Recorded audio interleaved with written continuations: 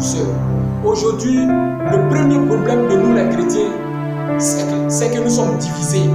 Aujourd'hui, le problème des chrétiens, c'est que la querelle est dans les églises. D'autres disent que ouais, c'est mon église qui est le meilleur. D'autres disent que ouais, c'est ici, il y a Jésus. D'autres disent que ouais, c'est comme ça. D'autres même se disent que c'est eux qui sont le sauveur. Voilà le problème des chrétiens aujourd'hui. Voilà le problème de nous les chrétiens aujourd'hui. La division dans notre cœur, la division dans les églises, même les pasteurs entre les fidèles, il n'y a pas la paix, il n'y a pas l'union. On se dit on est chrétien, on se dit on se prépare pour le retour de Christ. Je vais prendre un verset de la Bible, je vais prendre un verset pour qu'on examine notre vie chrétienne. Prenons 2 Timothée chapitre 2, verset 22 à 27. Je lis la parole de Dieu. Il dit, fuyez les passions de la jeunesse et recherchez la justice, la foi, l'amour, la paix avec ceux qui invoquent le nom du Seigneur de cœur pur. Vous voyez un peu. Au verset 23 dit, repoussez les discussions folles et inutiles, sachant qu'elles font naître des querelles. Vous voyez un peu. Au verset 24 dit, or il ne faut pas qu'un serviteur du Seigneur ait des querelles. Il doit au contraire avoir de la condescendance pour tous être propre et enseigner doué de patience. Vous voyez un peu au verset 25 nous dit, il doit redresser avec douceur les adversaires dans l'expérience que Dieu lui donnera la repentance pour arriver à la connaissance de la vérité. Vous voyez un peu ce que la Bible nous enseigne. Aujourd'hui, d'autres pensent que la vie chrétienne, l'église, la Bible, c'est du couper-recaler. Ils prennent ça pour devenir clash. Ils prennent ça pour dire, ouais, je connais la parole. Ils prennent ça pour dire, ouais, je connais, répondez-vous. Car ces genres de choses, si tu me mets de ces genres de choses, tu as dérouté la voie du Seigneur. Parce que voilà ce que la Bible nous enseigne. Il dit, il ne faut jamais avoir des discussions inutiles. Ça naît les querelles. Ça envoie le diable dans notre vie. Ça envoie le diable nous détruire. Qu'est-ce que nous faisons aujourd'hui? Pendant que le retour de Jésus-Christ pour prendre son église est proche, nous on est là à se mettre des querelles entre nous. Même les pasteurs et les fidèles, il n'y a pas la paix. Vous voyez un peu la division dans les églises. Il n'y a pas la paix. Le pasteur c'est ceci, le pasteur c'est cela. Notre fidèle est ceci, le fidèle est là. Combien de fois nous allons changer? Combien de fois nous allons préparer l'église des derniers temps? Comment nous nous préparons pour l'enlèvement? C'est la question. Comment nous nous préparons pour l'enlèvement? Arrêtons les discussions. Arrêtons ceci, cela.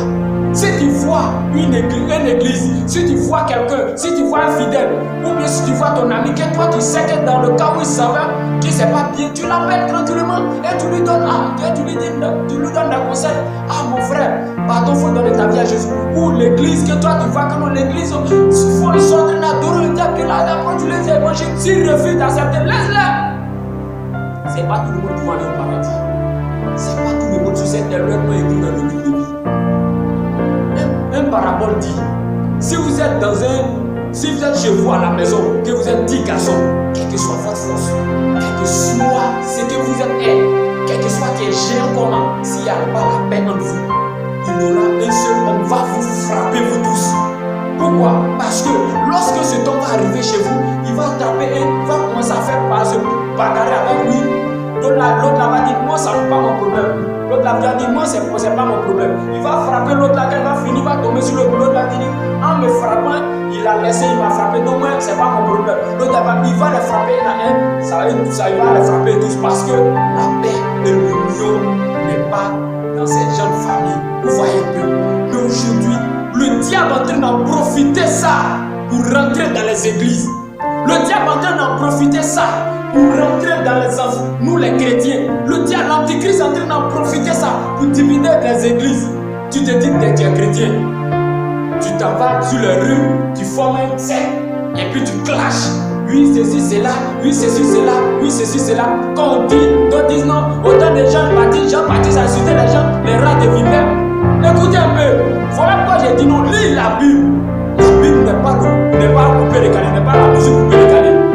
Je vais clasher l'autre là, clasher l'autre là. Quand Jésus-Christ est venu, Jean-Baptiste était là. C'est vrai, la Bible nous dit clairement qu'il a insulté comme ça.